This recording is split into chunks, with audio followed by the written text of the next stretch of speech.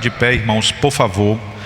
Hoje nós daremos início a uma nova série de sermãos na igreja. Estaremos conversando durante 24 quintas-feiras próximas sobre um dos livros mais mal-humorados da Escritura, que é o livro de Eclesiastes.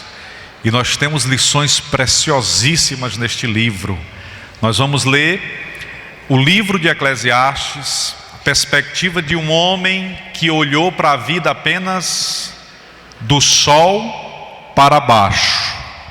E nós vamos traçar um paralelo entre a verdade de Cristo que nos apresentou a vida do sol para cima. E aí nós vamos perceber que o vazio do Eclesiastes é preenchido na pessoa bendita de Jesus. Vai ser uma jornada muito preciosa para todos nós, e eu pediria aos irmãos que se esforçassem para estar aqui o maior número de quintas possíveis. São temas diversos e cada tema muito pertinente e contemporâneo e aplicável para as nossas vidas. Portanto, abramos a Escritura, primeiro sermão, Eclesiastes, capítulo 1, do versículo 1 ao 11, é a porção inicial que estaremos a meditar durante estas quintas-feiras, em nome de Jesus. Eu farei a leitura e peço que os irmãos apenas acompanhem. Palavras do pregador, filho de Davi, rei em Jerusalém. Vaidade de vaidades, diz o pregador, vaidade de vaidades, tudo é vaidade. Que proveito tem um homem de todo o seu trabalho que faz debaixo do sol? Uma geração vai, outra geração vem, mas a terra permanece para sempre. Nasce o sol e o sol se põe, apressa-se e volta ao seu lugar de onde nasceu. O vento vai para o sul e faz o seu giro para o norte, continuamente vai girando o vento e volta fazendo os seus circuitos. Todos os rios vão para o mar, e contudo o mar não se enche ao lugar para onde os rios vão, para ali tornam eles a correr. Todas as coisas são trabalhosas, o homem não pode exprimir. Os olhos não se fartam de ver, nem os ouvidos se enchem de ouvir. O que foi, isso é o que há de ser, e o que se fez, isso se fará. De modo que não há nada novo debaixo do sol. Há uma coisa que se possa dizer: vê, isso é novo. Já foi nos séculos passados, que foram antes de nós. Já não há lembrança das coisas que precederam e das coisas que hão de ser, também delas não haverá lembrança entre os que hão de vir depois. Pai bendito, essa é a Tua palavra, palavra viva. Nós estamos lendo a Escritura a partir de um olhar de um homem pessimista que está na sua terceira idade, olhando para tudo que experienciou e não encontrando muito sentido. Ó Deus, nós não estamos na terceira idade. Nós não estamos na primeira idade e nós não estamos na segunda idade. Nós estamos em Ti. Porque não é a idade que nos define, o que nos define é o lugar em que estamos. E o lugar em que estamos agora é na Tua santa e maravilhosa presença. Por isso rogamos-Te que o Senhor nos ajude, fale-nos conforme o conselho da Tua vontade, em nome de Jesus. Como é bom ouvir Fabrício e Natan, meus amigos que Deus nos presenteou, são muito queridos e próximos, pessoas que chegam, o Fabrício e o Natan é daqueles que chegam na casa, levanta a tampa da panela e reclama do que tem na panela, né? Amigos próximos, de longas datas. Queridos, nós vamos hoje falar sobre o primeiro capítulo, a primeira porção do primeiro capítulo de Eclesiastes. E esse homem, ele tem coragem de falar sobre temas que ninguém mais fala Ele é um homem extremamente corajoso. A reflexão de Eclesiastes é uma reflexão totalmente diferente, distinta, porque como um judeu, em um contexto onde os aspectos da religiosidade eram intocáveis, ele fala sobre questões extremamente polêmicas. E olhar para o Eclesiastes é ser desafiado a pensar sobre um livro que responde a muitas questões da atualidade. E ele já começa o seu livro com o espírito de muito azedume. Olhar para esse homem do primeiro capítulo é olhar para um homem pessimista, franco ao extremo. A palavra que nós temos traduzida é o pregador. Os irmãos já devem, nas suas traduções, ter lido que esse livro foi escrito por aquele que é o pregador, do hebraico Coelet. E o nome Eclesiastes é derivado da palavra grega ekklesia, que significa igreja, retirados para fora. Esse texto, esse livro, essa porção não fala especificamente do nome de Salomão. Existem alguns teólogos reformados, pentecostais, católicos, que negam a autoria de Salomão.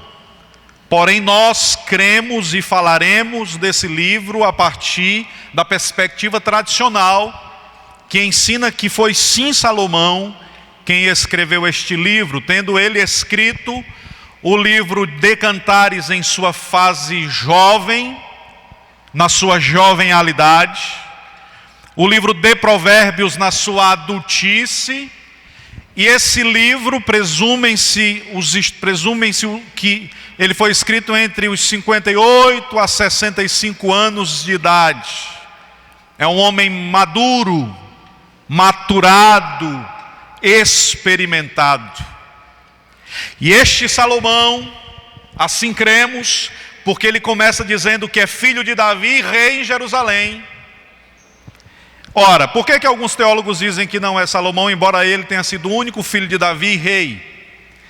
Alguns dizem que não, porque dizem que outro autor escreveu, e para que o livro se tornasse afamado, colocou o registro de que seria Salomão.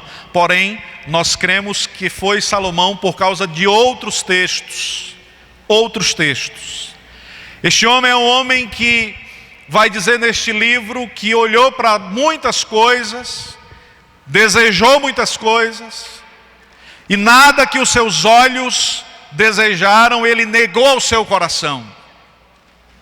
E Salomão certamente foi um dos homens mais ilimitados do mundo.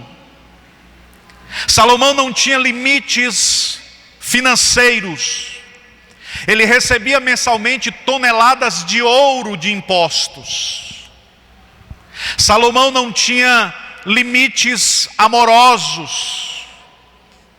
Ele experienciou todas as formas de prazeres com muitas mulheres. A Escritura diz que ele chegou a reunir 1000 mulheres. Claro que muitas dessas mulheres eram apenas casamento de conveniência. Mas o Salomão é alguém que deseja e tem. Seu coração deseja, ele alcança. E ele vai experienciando. Tem sabedoria a sobejar. Diz a Escritura que antes dele nenhum homem possuiu tal sabedoria, e depois dele também não. Então ele não tem limitação de sabedoria, de saber, de conhecimento, de sapiência. É um homem aparentemente pleno, mas quando nos deparamos com esse texto, nós estamos observando um homem de mente brilhante, mas um homem cansado da vida. Ele é extraordinariamente brilhante e maduro, mas é um homem pessimista, franco ao extremo. E ele então nos convida a um diálogo, e ele começa a dizer uma palavra que se torna meio que um mantra em todo o livro. E o judeu, quando ele deseja dar ênfase a algo, ele repete diversas vezes. E aí ele cita só nesses primeiros versículos 5 vezes a palavra vaidade.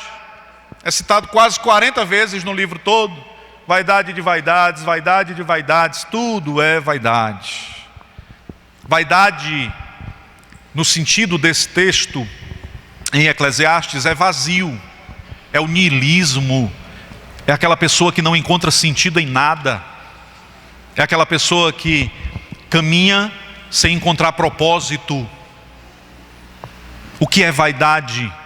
É tudo aquilo que com a idade se vai, é tudo aquilo que é passageiro, é tudo aquilo que é poeira na existência.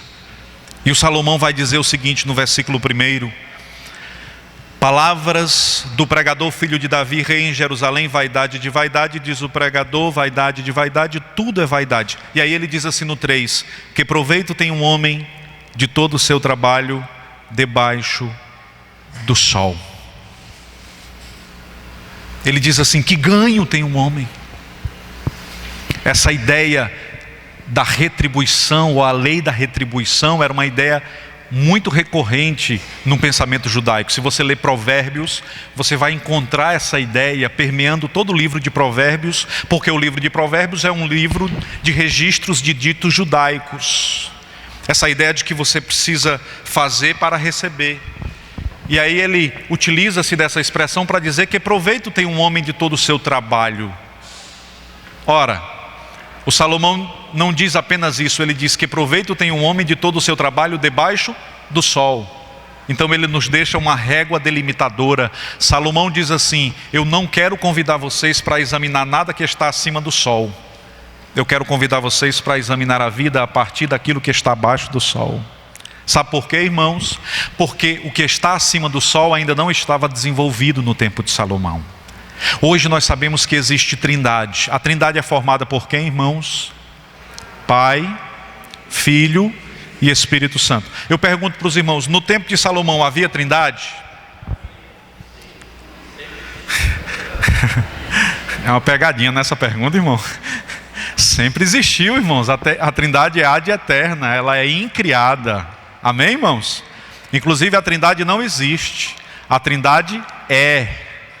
Amém? Agora, o conceito de trindade, ele só foi construído após o desenvolvimento da teologia neotestamentária. O grande Tertuliano é que começa a refletir sobre isso, os pais da igreja, os pais apostólicos, depois os puritanos escrevem sobre isso de forma magistral, o grande Agostinho muito antes, e aí a teologia começa a se fomentar e a gente sabe que existe trindade.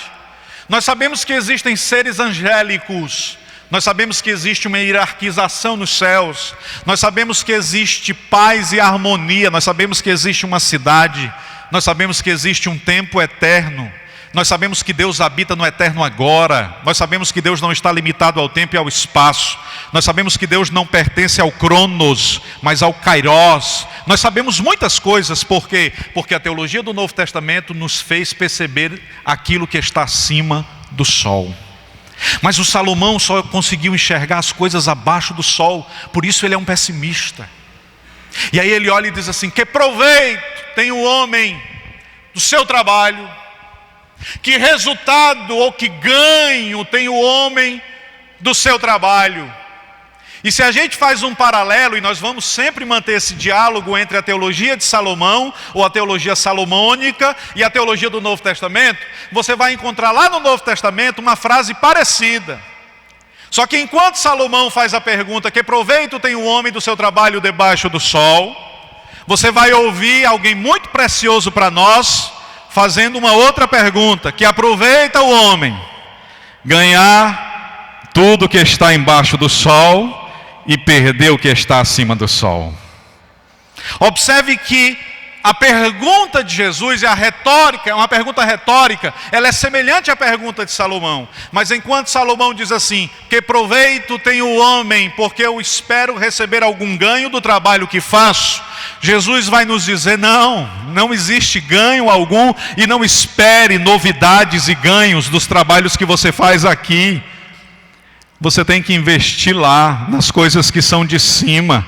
As daqui te serão acrescentadas, porque as daqui vão te dar apenas o que Salomão recebeu. E você pode até achar que você vai experienciar o que Salomão experienciou, mas nunca vai. Nenhum de nós teremos as experiências que Salomão teve. Salomão teve muitas experiências, bem mais do que todos os seres humanos antes e depois dele. E ele conclui a sua vida vazio existencialmente. Nós nunca teremos essas experiências de Salomão, mas nós temos sentido e nós temos um Cristo que nos apresentou o céu acima do sol. Nós temos um Cristo que nos fala da vida eterna. Nós temos um Cristo que nos diz que existe esperança, que a vida não para, que não paira sobre a vida um mundo nebuloso, sem sentido. Não paira sobre a vida a eternidade, um espaço de paz, de contentamento, de completude, de certeza, de saúde, de firmeza, de paz, de comunhão. Nós temos o céu em nós, a eternidade plantada como semente eterna na nossa alma, e ninguém pode arrancar isso do nosso coração. Pastor, mas eu sou um pessimista, eu também sou vazio existencialmente, e eu me amarguro ao olhar para a existência. Então você está seguindo a teologia de Salomão. Você está olhando demais para as coisas que estão abaixo do sol. Você está olhando para trás. Eu te convido a olhar para cima, para a teologia de Cristo. Porque existem coisas que estão acima do sol. E eu quero dizer para você, existe um espaço na minha e na sua alma que somente o céu pode preencher. Somente o que está acima do sol pode trazer sentido à nossa alma e à nossa existência. E aí perceba o convite de Salomão. Salomão nos faz um convite para a gente caminhar, observar a vida, observar os grandes astros, observar o movimento dos ventos, observar o movimento das águas.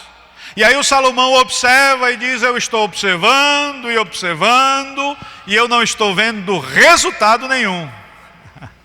Só que Jesus nos manda olhar de forma diferente, e agora eu queria que nós começássemos a pensar sobre o sermão. Olha que coisa linda. No versículo de número 4, Salomão diz assim: uma geração vai, outra geração vem, mas a terra permanece para sempre. Uma geração vai, outra geração vem, e a terra continua imutável. Salomão está dizendo assim: ouvinte, leitor, espectador, eu quero te convidar a observar as gerações, e você vai perceber que nada muda. Alguém chega e diz assim: nunca se viu tantas pessoas distantes de Deus como agora. Mas as gerações passadas, as pessoas também estavam distantes de Deus. Você às vezes escuta alguns cristãos saudosistas. A Cintia assistia a uma aula e ela me contou que o professor disse assim: existem pessoas que são saudosistas e dizem assim: há 70 anos atrás o mundo era maravilhoso. A tecnologia, a globalização trouxe muitíssimos problemas, e agora o mundo se tornou doente. Há 70 anos atrás o mundo era maravilhoso se você não fosse um judeu num campo de concentração.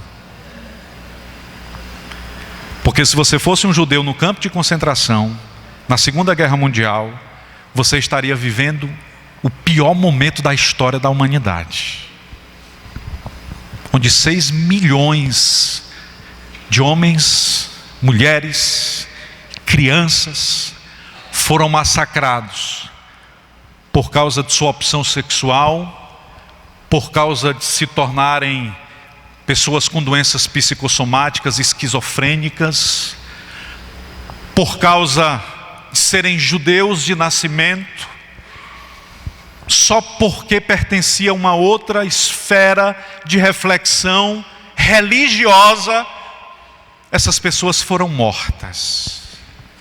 Então, olhando para o conselho de Salomão, nós vamos perceber que o mundo que aparentemente parece perfeito hoje, ele já foi perfeito há muito tempo atrás. E o mundo que parece perverso e terrível hoje, ele já foi perverso e terrível há muito tempo atrás. A depender de qual seja o contexto, a realidade de hoje é aplicável a qualquer geração. Então Salomão tem razão. Sim, Salomão tem razão. Se nós tivermos uma visão generalista, completa, e se nós observarmos o movimento das gerações, nós vamos perceber que não há muitas mudanças. Ah, pastor, eu fui para a igreja, aquela igreja tem problema. Irmãos, vocês acham que a igreja tem problema? Sim ou não? Tem. Esse é o problema do totalitarismo. Igreja tem problema? Tem. Pastor, e como é que faz para resolver o problema da igreja? A gente saindo dela. Mas enquanto a gente estiver nela, ela vai ter problema. Sim ou não? Porque nós somos igreja e nós temos problemas. Só que Jesus nos ensinou um princípio importante. Porque se você olhar para a vida apenas na perspectiva de Salomão, você não vai ter uma verdade conclusiva a respeito da vida. Enquanto Salomão disse, olhe para as gerações, para as multidões, para os povos, Jesus disse, não, olhe para as pessoas. Aqui tem crente, irmão, atribulado. Tem crente aqui que está alegre com a sua tristeza. E se você olhar para a igreja na perspectiva desse crente, essa igreja vai ser uma igreja problemática. Mas Jesus diz, não olhe assim não. Tem mais gente aqui que está feliz com a sua alegria e sofrendo com a sua perca. Não olhe para a multidão generalista, olhe para as pessoas. Olhe de forma única, porque cada ser humano que está do seu lado é um universo todo de possibilidades. Nós servimos a um Deus que é pastor de um rebanho, mas Ele deixa 99 por uma só que está distante do rebanho. Nós servimos a um Deus que é videira, mas a Escritura diz que Ele gasta tempo limpando os ramos, ramo a ramo, podando, para que produza mais para a glória do seu nome. Nós servimos a um Deus que é cabeça, mas que observa atentamente o movimento de cada membro e valoriza o movimento de cada membro. Portanto, enquanto Salomão diz, olhe para as gerações, o Senhor Jesus diz, não, olhe para as pessoas. Porque se você olhar para a totalidade, você vai chegar a constatações dolorosas. Mas se você olhar para a pessoa, vai ter gente lutando as suas lutas com você, vai ter gente guerreando as suas guerras com você, vai ter gente se alegrando na sua mesa, e a bondade de Deus se estabelecerá, porque você verá o Cristo na vida do individual. Portanto, a perspectiva de Jesus, ela é distinta da perspectiva de Salomão. Você pode passar a vida toda reclamando porque todas as pessoas estão contra você. Ou você pode hoje à noite cantar a Deus porque existem algumas pessoas que cuidam da sua vida. Ah, mas é porque ninguém me ama. Tem gente assim, né? Ninguém me observa. Eu sou excluído. Ninguém me convida para nada. Ou, isso é a visão de Salomão. Tem gente que te ama. Tem gente que é capaz de dar a própria carne por amor à tua vida. Tem gente que está disposto a gastar todo o tempo necessário para que tu sejas abençoada e para que tu sejas abençoado. Portanto, deixe de olhar para a vida na perspectiva salomônica e comece a olhar para a vida na perspectiva de Cristo. E Cristo está nos dizendo nesta noite, olhe para as pessoas, para a individualidade. Porque enquanto Salomão diz, a geração vem, a geração vai, as gerações passam e a terra permanece a mesma, o Senhor Jesus nos convida a olhar para as pessoas e perceber que dentro de cada um dos que estão aqui existe um universo de possibilidades e de mudanças. Você entrou aqui hoje à noite eu quero dizer para você que para Salomão a terra vai permanecer a mesma, mas você que entrou aqui hoje à noite com a intenção de ouvir a voz de Deus, você vai sair daqui transformado para a glória do nome de Jesus.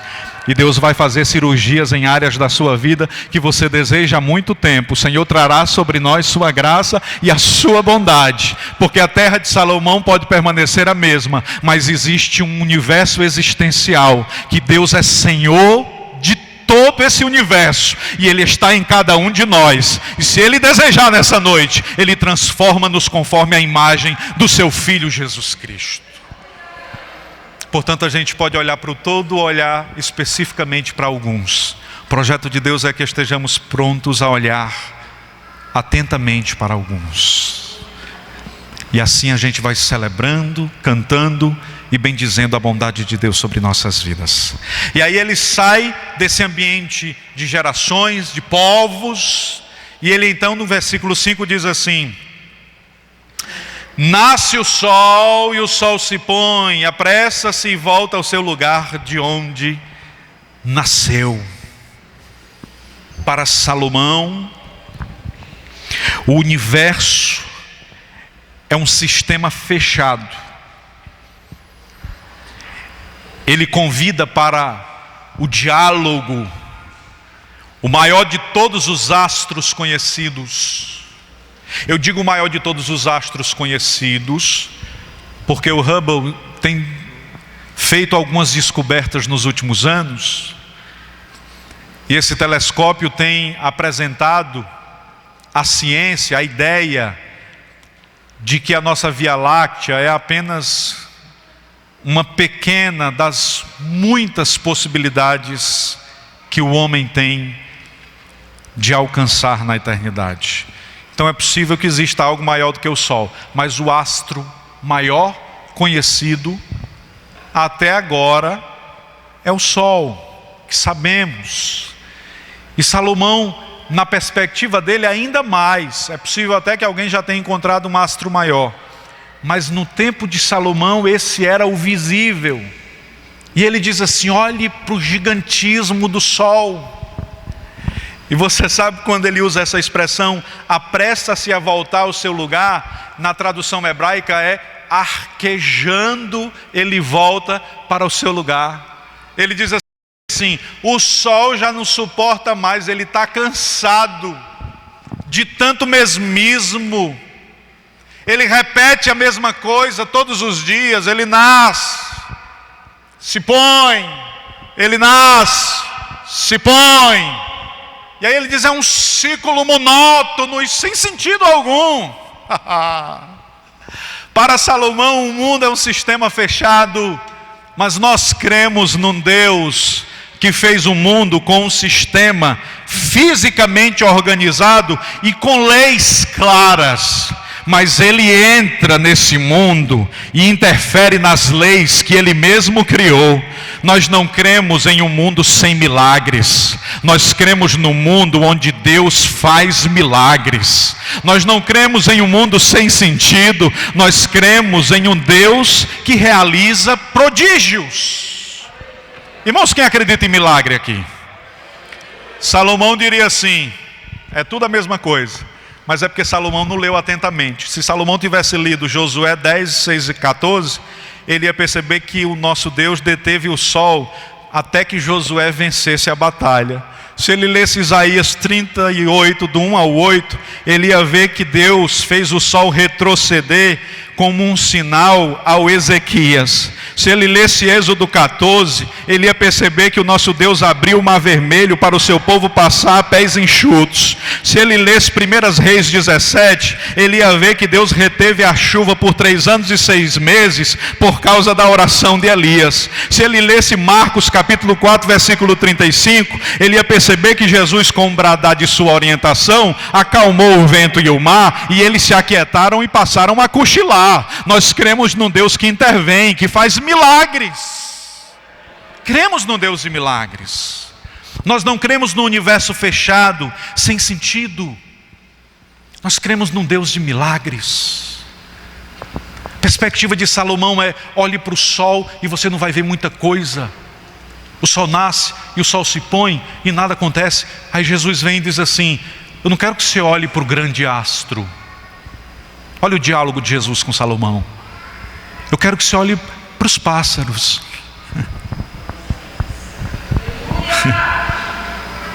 Eu quero que você olhe para os lírios. Eles não trabalham nem ceifam. E nem mesmo Salomão, que tinha tudo, mas só sabia olhar para o sol, se vestiu como qualquer um deles. Eu quero que vocês olhem para os pardais. Eu quero que vocês olhem para os peixes. Bendito seja o nome de Jesus. Ele não está ordenando os grandes astros apenas. Ele está cuidando dos detalhes da minha e da tua vida, da minha e da tua história. Aquilo que tu estás a sofrer nessa noite, Ele já sabe. Glórias sejam dadas a Jesus. O Senhor conhece as tuas lutas, as tuas angústias, os teus medos, e Ele te visita com palavra de graça nessa noite. Ele conhece as tuas angústias. Aleluia! Mas é porque eu quero ficar olhando para o sol, para esse sol que nasce e se põe. Não olhe não, até porque você nem consegue observar. Olhe para o sol da justiça que resplandece sobre nós e que nos traz vida todos os dias. Salomão diz assim: o que eu vejo é monotonia e repetição, mesmismo. O sol nasce, se põe, e eu sinceramente não encontro muito sentido nisso. Aí Jesus diz assim: eu quero dizer para vocês que vocês vão passar uma noite tenebrosa. E tem crente aqui que já está passando por ela. É uma noite difícil. Aí ele inspira o salmista a dizer assim: e eu quero dizer para você que a noite tenebrosa, ela pode durar, mas ela não dura para sempre. Porque enquanto Salomão está vendo monotonia no sol, nós estamos vendo a misericórdia de Deus. Você sabe por que você está aqui hoje à noite? Porque a misericórdia de Deus se fez viva hoje de manhã, quando os teus olhos se abriram, quando o teu cérebro recebeu oxigenação superior, quando o teu corpo pôde se estender, e quando você se soergueu da sua cama ou rede para passar mais um dia na presença do seu Deus. Salomão olha para o sol e não vê sentido. Nós olhamos para o sol que nasce e se põe, e a gente percebe a misericórdia de Deus. Porque independente daquilo que você disse ontem ou deixou de fazer hoje, existe um dia amanhã, o sol vai resplandecer, e com ele uma nova oportunidade. A misericórdia de Deus restaurará a sua vida, as suas forças serão renovadas, e você terá diante dos seus olhos um novo dia. Salomão olha para o sol e não vê nada. Jesus olha para o sol e diz assim: enxergue no sol a misericórdia de Deus, que se renova a cada manhã, a cada dia.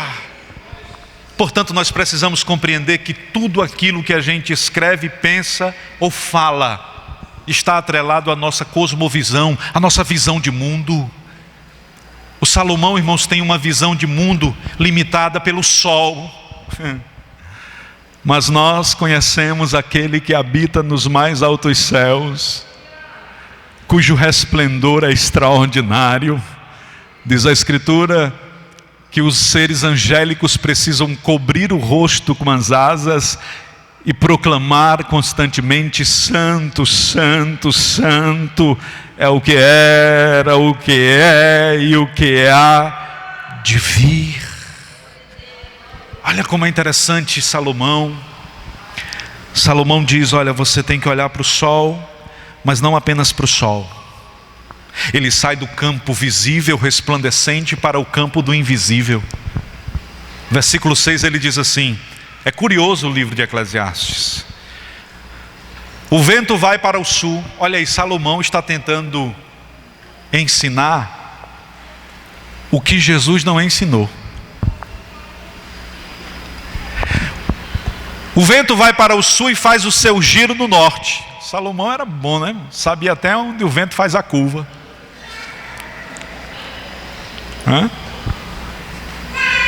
Continuamente vai girando o vento em volta, fazendo os seus circuitos. O Coelete, pregador,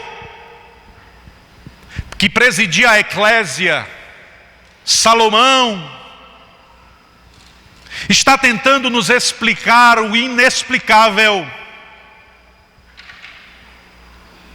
Está tentando trazer respostas para um mundo intangível. Ninguém vê o vento. Ninguém sabe os seus movimentos. E Salomão, ele é um homem que prescruta tantas coisas que ele não se satisfaz em não saber. E aí ele tenta dar uma origem, orientação e destino ao vento. Milhares de anos depois, o Cristo de Deus está dizendo para Nicodemos: o vento sopra onde quer e ninguém sabe a sua direção. Salomão diz assim: a direção é norte, é sul. E Jesus disse: tem coisa que nós não temos resposta. Existem pessoas que vieram hoje à noite aqui e precisam ser ministradas em suas vidas. Existem indagações e perguntas que você nunca terá as respostas que você espera. Existem perguntas que você continuará fazendo, mas por que perguntar se Deus é sabedor de todas as coisas? É porque enquanto você é aquele que pergunta, você consulta aquele que pode responder. E mais importante que te dar a resposta é gozar da tua presença. Por isso você permanece sem a resposta. Se tivéssemos respostas para todas as indagações, a quem perguntaríamos? Você sabe por quê? Que às vezes você fica atribulado sem saber como é que você vai se virar? É porque você vai recorrer àquele que conhece a tua vida e a tua história. E lá na presença dele, as perguntas cessam. E a presença dele é a resposta necessária para a minha e para a sua história. Bendito seja o nome de Jesus. É por isso que Jesus diz: não queira ser como Salomão, que fica encontrando direção para o vento. Sossegue o coração e saiba que você não terá respostas para muitas indagações, mas entregue o seu caminho ao Senhor e confie no vento, porque o vento sopra onde quer. E se ele desejar soprar, trazendo esperança para a tua vida nesta noite, você vai sair daqui renovado para a glória do nome dele. Se ele desejar soprar sobre o teu casamento, ele vai restaurar o amor que está perdido. Se ele desejar soprar sobre a tua vida espiritual, ele vai devolver os dons que foram removidos. Hoje é noite de Deus soprar. Hoje é noite de Deus soprar sobre as nossas vidas. O vento sopra onde quer. Oh, bendito seja o nome de Jesus. Que o nosso coração seja um coração satisfeito em Deus. E que Deus queira soprar no nosso coração. Porque, irmão, embora nós tenhamos liberdade para entrar onde a gente quer, a gente prefere entrar onde é convidado, sim ou não? Deus é assim também, irmão. Deus é assim também. Ele sopra onde quer. Mas quando sua presença é anelada, Ele ama estar lá. Não pense que Deus chega arrombando porta de ninguém. Eis que eu estou à tua porta e bato. Eu fico com o punho cerrado, esperando que você venha abrir. Se você não abrir, eu continuo insistindo. Mas quando a minha presença for anelada na interioridade da sua alma, eu entro. Aí eu transmuto todas as coisas. Aí você vai perceber que o seu problema não é a falta de dinheiro, de emprego. Seu problema não é a falta de harmonia. Seu problema não é a falta de percepção. Seu problema é a ausência dele, porque a presença dele preenche tudo. A presença dele sopra em todos os compartimentos da existência e coloca no lugar tudo aquilo que está em desajuste. A presença dele vai ajustando, alinhando, religando e restaurando. O vento de Deus sopra sobre nós, irmãos. Essa é a voz do Senhor. Esta é a palavra do Senhor ao nosso coração. Esse é o diálogo travado entre o pessimista Salomão e o otimista Cristo. Hoje de manhã eu acordei e aí eu vi uma frase que o meu amigo Osiel colocou. E a frase era sobre o sermão, confirmação de Deus para a noite. A frase que o Osiel colocou era mais ou menos assim: o pessimista vê uma oportunidade e encontra problema. O otimista vê nos problemas oportunidades. Amém, irmãos? Que os nossos problemas sejam oportunidades para que o vento do Senhor sopre sobre nossa vida e sobre nossa casa. Sobre nossa casa. Vamos caminhar.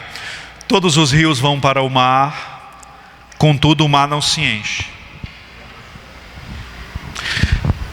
Ao lugar para onde os rios vão, ali tornam eles a correr.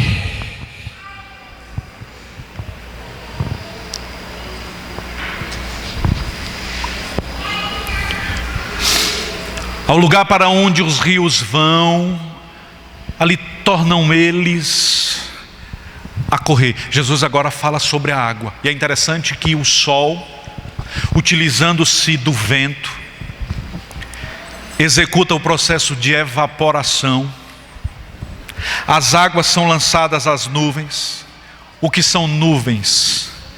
Nuvens são microgotículas pequenas de vapores que são dispensadas sobre o solo em forma líquida.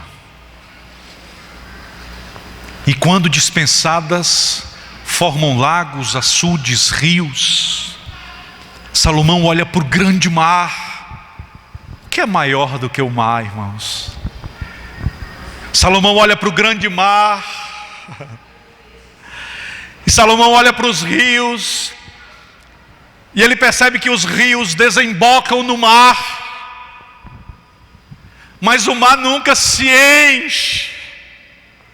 Aí ele começa a nos convidar a perceber que o mar, embora gigante, não é satisfeito. A percepção que Salomão está nos trazendo aqui é essa: o mar não se satisfaz mesmo recebendo todos os dias. Os rios estão lançando água sobre o mar e o mar continua insatisfeito, descontente. Aí Jesus vem nos ensinar o que Salomão não conseguiu enxergar, porque Salomão tinha uma régua abaixo do sol. Jesus não tem régua. Ele vê o que está abaixo do sol, o que está abaixo da terra, o que está acima do sol, o que está acima dos céus. Ele vê o que está no céu dos céus. Ele vê a intenção do nosso coração. Diante de Jesus, palavras que ainda não foram ditas são como histórias já registradas. Pensamentos que ainda não foram elaborados são como escritas claras, porque Ele é eterno e conhece todas as coisas. O Salomão diz: o grande mar recebe e não se enche. Aí Jesus diz assim: o motivo é porque receber não enche ninguém. O motivo é exatamente esse. Salomão está vazio porque ele recebeu muitas coisas, experienciou muitas coisas, e como o mar, ele não se encheu, ele permaneceu vazio. Aí lá no Novo Testamento Jesus vai nos ensinar que não é receber que nos enche, é entregar. Aí ao invés dele colocar um rio em direção à nossa vida para nos encher, ele coloca uma fonte dentro de nós. Quem crê em mim, como diz a Escritura, rios de água viva fluirão do seu ventre. Glória a Jesus. Então Jesus está fazendo um reparo na teologia de Salomão. Você percebe o diálogo entre Salomão e Cristo, como é interessante? O Salomão diz assim: o mar não está satisfeito. Aí Jesus diz: é porque o mar só recebe, e satisfação só existe em quem está predisposto a entregar. Amém, irmãos? Glórias sejam dadas ao nome de Jesus. Tem muita gente, é porque eu vou para a igreja, porque eu quero ir receber minha bênção. Não, irmão, a gente veio aqui para bendizer, para adorar aquele que é digno, para nos prostrar ante a sua santa presença. Aí a fonte vai jorrando, e de repente a fonte inspira o irmão que está do lado. Aí o irmão que está do lado começa a ser influenciado pela nossa alegria, e a presença de Deus se estabelece, e a vida de Deus nasce, literalmente. Por isso Salomão é corrigido pelo Cristo em sua perspectiva, porque ele diz: olhe para o mar não se enche. Jesus diz: não se enche porque só recebe. E tem muitos irmãos e irmãs que estão vazios,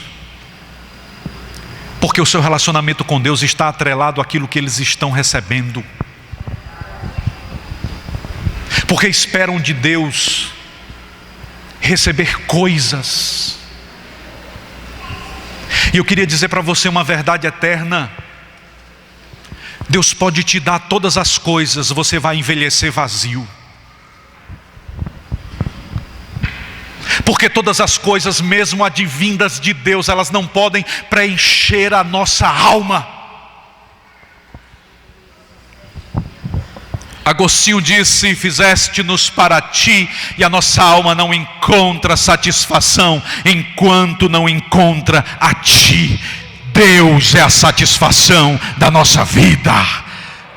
Cristo é o rio que jorra da nossa alma. Ele é o nosso maior bem. Ele é o nosso maior bem, irmãos. Vamos concluir. Versículo 8, a Escritura diz: todas as coisas são trabalhosas, o homem não pode exprimir. Aí ele começa a dizer: os olhos não se fartam. E aí ele então diz assim: há alguma coisa nova? Alguém porventura pode dizer: isto é novo? Ninguém, porque o que hoje é, já foi antes, e o que amanhã será, posteriormente também se repetirá. Não há novidades, não existe o novo. Pessimista ao extremo. Na lógica de Salomão, ele está dizendo o seguinte: quando alguém se encantar porque viu uma coisa nova, constatação, é porque é inexperiente. Quando você vê alguém muito apaixonado pela vida, é porque ainda é um menino. Quando ele maturar, ele deixa de se apaixonar, a paixão se vai. Salomão diz: não existe nada novo debaixo do sol. Mas é porque Salomão não viveu até 2000 anos atrás. Porque há 2000 anos atrás, o novo chegou na terra. Há 2000 anos atrás, o novo estabeleceu morada e tabernaculou com os homens. Há 2000 anos atrás, o habitante daquele que está acima do sol ultrapassou o sistema solar e habitou entre nós, e vimos a sua glória como a glória do unigênito do Pai, sem parecer e sem formosura. Olhando nós para ele, nenhuma beleza víamos para que viéssemos a desejar, mas ele foi nascendo e crescendo como o renovo, como a raiz de uma terra seca. E olhando nós para ele, nenhuma beleza víamos, mas a Escritura diz que hoje ele está olhando para o trabalho da sua mão e está satisfeito. Amém, irmãos? O Senhor Jesus está olhando para expedicionários hoje e está dizendo: eu estou satisfeito. Glória a Deus, valeu a pena. O novo chegou. Pastor, está na Bíblia? Está. Segundo os Coríntios 5,17, a Bíblia diz que nós somos novas criaturas. Diga comigo: novas criaturas. Salomão disse: não há nada novo. Aí Jesus disse: está enganado, Salomão, eu vou fazer criatura nova. Romanos 6,4, andamos em novidade de vida. Olha que coisa linda. Hebreus 10:20, entramos na presença de Deus pelo novo e vivo caminho. Apocalipse 21:1, a Escritura diz: desfrutaremos do novo céu e da nova terra. Apocalipse 21:5. E o que estava sentado sobre o trono diz: eis que faço nova todas as coisas. Salomão disse assim: não há nada novo. Aí Jesus disse: a sua teologia não é suficiente, Salomão, porque eu faço novo todas as coisas. Salomão diz: não há nada novo. Aí Jesus diz: se não se encontrar comigo, se encontrar comigo, eu faço nova todas as coisas. Todas as coisas. Quem acredita no Deus que faz novidades? Quem acredita no Deus que pode fazer novidades na sua vida hoje? O novo de Deus se estabelece sobre nós nesse lugar. O novo de Deus, irmãos. Que bênção, que bênção. Que palavra viva de Deus o Senhor tem para nós. E aí o versículo conclui assim: porque estas palavras são fiéis e verdadeiras. Faço nova todas as coisas, porque estas palavras são fiéis e verdadeiras. Porque não são palavras ditas por alguém que só olha abaixo do sol. São palavras ditas por alguém que, quando abriu seus lábios, dentro do princípio, porque ele não estava no princípio e ele cria o princípio, e dentro do princípio ele diz: haja luz. E a luz passou a existir. Essa voz, como o som de muitas águas, é fiel e verdadeira. E eu queria dizer para você, nós teremos uma jornada longa no Eclesiastes. Eu quero crer que o Espírito de Deus trará sobre nós a sua palavra revelada. Nós poderemos terminar como um pessimista, vazio existencialmente, ou poderemos terminar olhando acima do sol. E esse é o desejo de Deus para essa comunidade.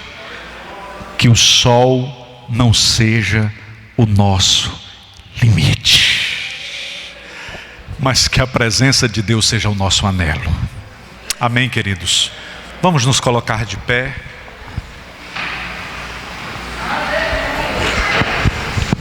Quem foi abençoado nessa noite, diga amém. Estimule os irmãos a virem. Hoje nós temos um grande número de irmãos, mas temos o desejo de ver toda a comunidade neste culto, irmãos. Se você tiver que escolher entre a quinta e o domingo, venha na quinta. Esteja aqui na quinta. Aqui na quinta-feira à noite é o lugar onde Deus traça a trilha e o direcionamento dele para esta comunidade. Muita gente já entendeu a importância de estar aqui na quinta-feira. Eu pediria que os irmãos estimulassem os seus familiares a estarem aqui. Ninguém perde nada, irmãos, vindo para cá. Tenho certeza que valeu a pena você sair hoje do trabalho cansado. Sim ou não, irmãos? Valeu a pena. Porque é bom estar nesse lugar. É bom estar nesse lugar. Nós vamos orar ao Senhor. Eu quero convidar um irmão da nave do templo, o irmão Kelder.